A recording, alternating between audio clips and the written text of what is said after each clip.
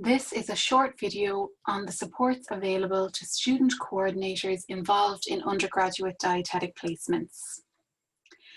The student coordinator is the key contact person regarding placement matters in a healthcare setting.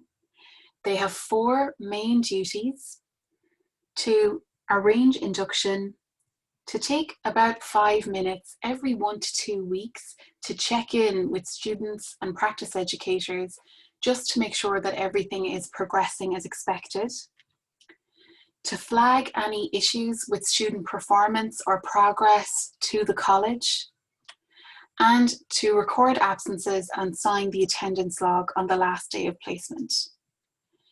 Support is available for each of these duties on dietitian.ie.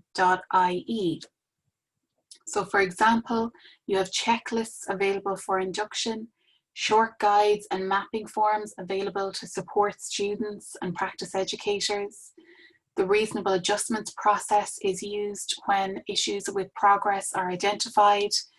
And there is a short guide and attendance record also on the website for managing absences and attendance. So if we have a brief look at dietitian.ie to look at some of these resources, we'll see that in terms of the first duty, which is to arrange induction, we'll see in the checklist section here of the website, there is a checklist that once clicked on brings you to this one-pager outlining all the key considerations for induction. In terms of the duty around supporting and checking in with students and practice educators, there are short one-page guides on identifying and responding to students in distress and identifying or summarizing the supports that are available to students at all stages throughout placement. So you have short guides like this and like this on the website, all one page and all briefly summarizing the support available. In terms of supporting practice educators who are training students throughout placement, there are teaching guides available for practice educators on managing different elements of placement.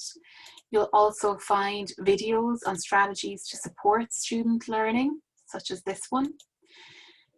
You'll also find mapping documents on or under the assessment tab, and this will let practice educators know what proficiencies are expected and when on placement, such as this guide, and this will help them to identify when there may be issues with student progress and when there's nothing to be concerned about.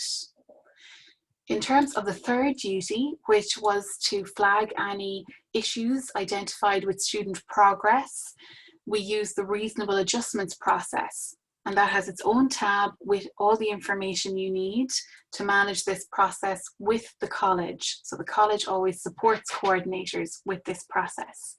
You'll find further information as well on this process in the placement handbook.